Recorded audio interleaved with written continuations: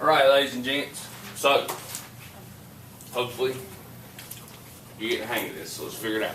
Hi, future me. Alright, so in this I have strontium phosphide. What type of bond? Ion. Ionic. You know it's ionic because it's a metal and a non-metal, so we name it we get the chemical formula using that information. So in this, phosphide comes from phosphorus, has what charge?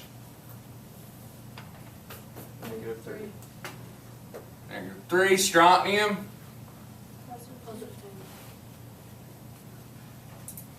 cross them over.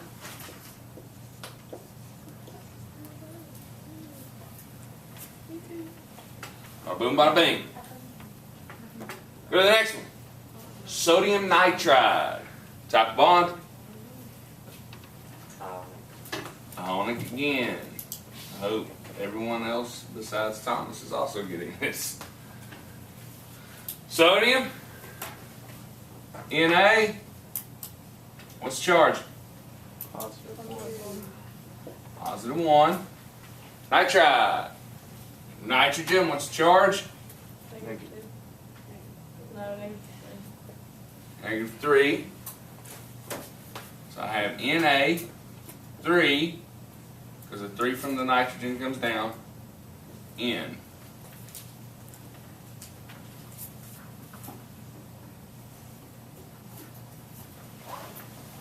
Tribromine oxide. Type of bond.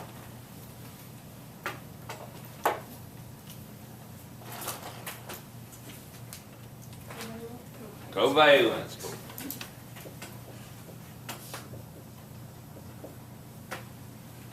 Dead giveaway, besides you have bromine and oxygen, which are 2 nonmetals, are the prefixes. What bond do we only use prefixes with? Covalent. So if you see the prefixes, you know covalent. So then it's bromine, Br, tri means 3, oct is oxygen, well, oxide. Sorry, oxide comes from oxygen. Oct is 8. Br308. Well, I got that one. Sweet. Carbon monoxide. Type of bond? Covalent. Covalent. I think we're going to like brew some coffee or something in here for you all. Please do. Yes. So we got carbon. So C. It's not a prefix, so what's that mean? Only one. Oxide, oxygen, mon, 1. So CO. Question.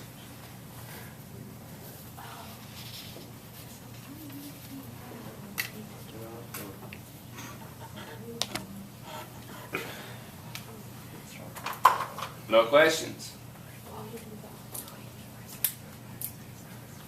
All right.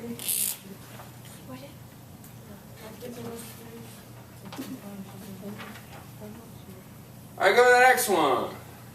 I have Ni, which is nickel. Cl, which is chlorine. In this case, it's bonded, so it's chloride. Ni, what's special about it? D-block element. What does that mean? We need to find. You're going to need a Roman numeral. So you can go and spell it out.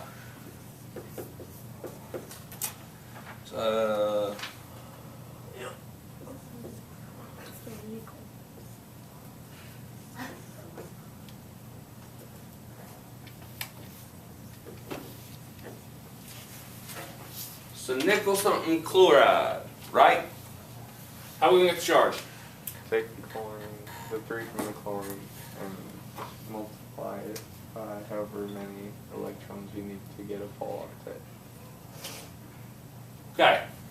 So take the number of the chlorines, 3, times the charge off that chlorine. Another way of saying it, how you said it's perfectly fine. You're getting to the same result. -1. So -1, this comes from the 17th column. So -3 Overall positive charge has to be the same. So it has to be a positive 3 divided by the number of nickel you have, which is 1, so you get positive 3. So this is nickel 3 chloride. Got that one.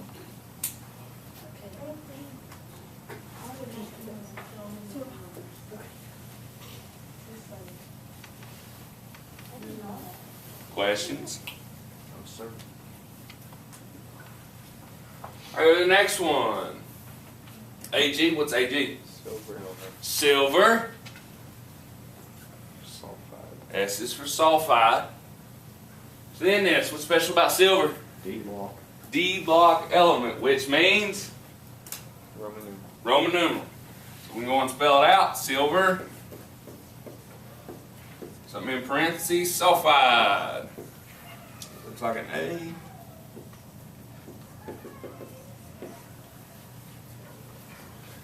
So we got to find the charge. How are we going to find it? Same we did last. Same way we did the last one. So take the number of sulfurs, which is 1, times, well, let's do it in this color. Ah, my wife's going to kill me.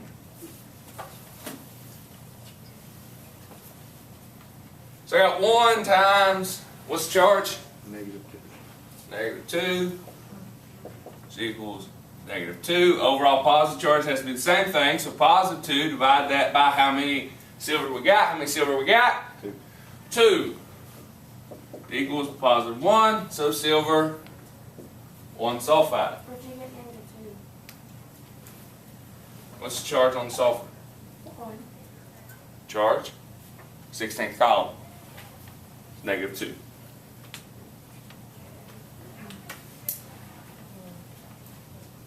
Are you good? Yeah. Okay.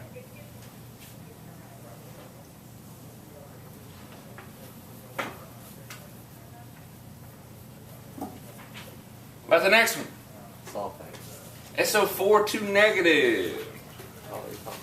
If you name this sulfur tetraoxide, you are 100% wrong, because overall charge. It's a polytopic. Polyatomic ion, which is known as sulfate.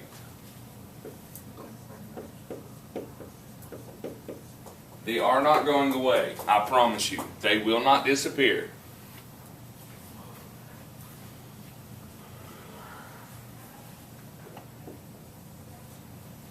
Next. Ca is for calcium, P is for phosphorus, which gives us phosphide. So what we got? Calcium phosphide. Calcium phosphide.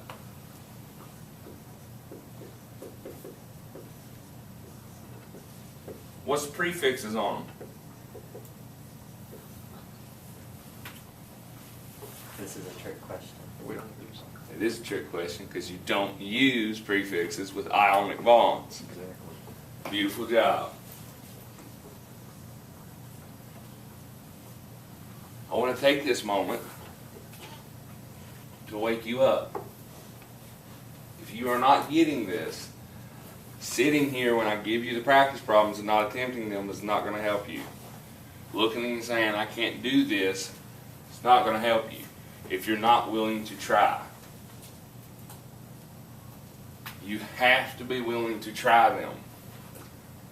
If anything, you should be at the point you could identify the bond. If you cannot identify the bond, you should definitely be in here with me while I'm eating my lunch so that you could work on this, because if not, it's not going to go nice for you on Thursday. I'm telling you. This right here, literally what you're seeing is what your quiz will be. It is the one quiz in this class that I'm going to look at you and consider it a normal quiz, but literally it's just nomenclature. I'm telling you right now what it is, and you're going to struggle with it.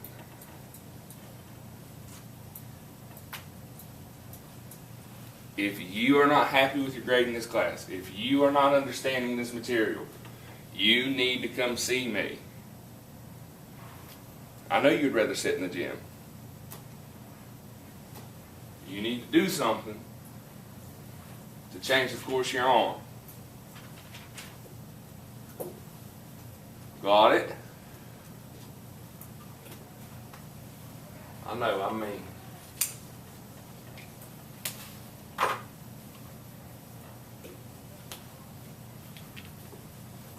Boom. Lithium phosphide, top bond. Ionic. Makes me so nervous that I literally got like 3 people answer. Are y'all just that tired?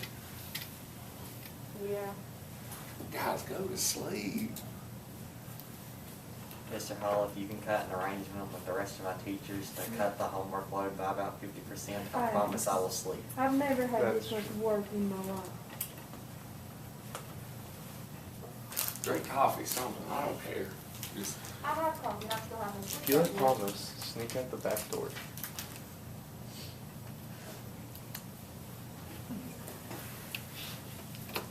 so we got lithium. So Li was charged. 1. Positive 1. Phosphorus. Phosphide. They're 3 negative. We cross them over. Li3P.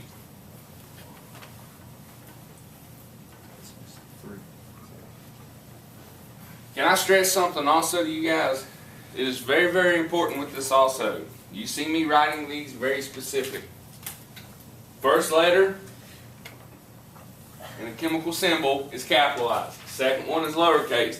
If they have it, this is how we can literally look and know that we're looking at 2 separate elements. We're looking at one. We know you have to follow the pattern. If you capitalize the I, you are wrong. Titanium 5 selenide.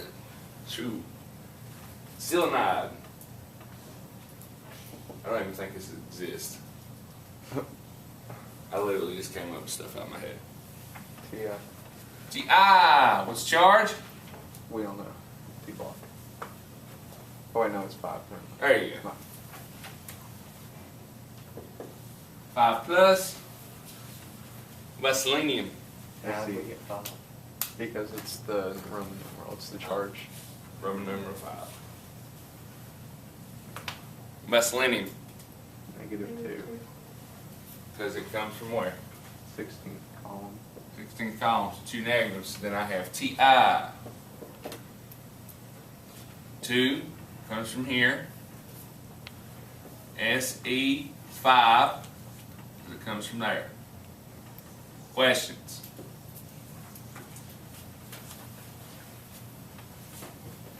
If you are totally lost right now, you're not the only person in the room and you need to leave your pride at the door. I don't mean to sound extra mean today. I'm just trying to get you guys to realize that I'm here to help you, but the only way I can help you is if you help yourself.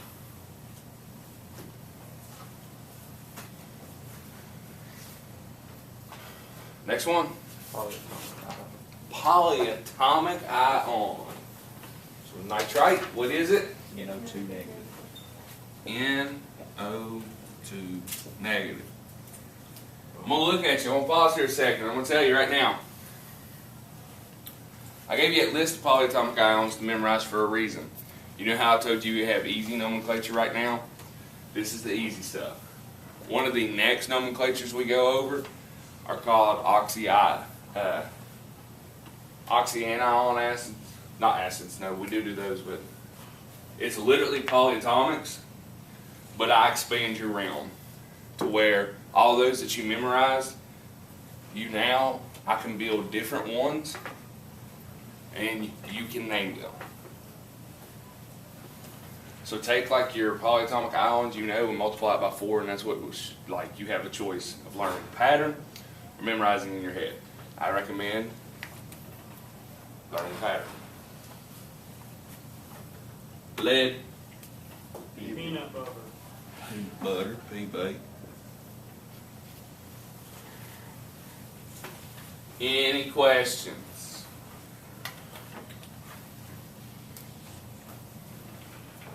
No questions? Feeling groovy.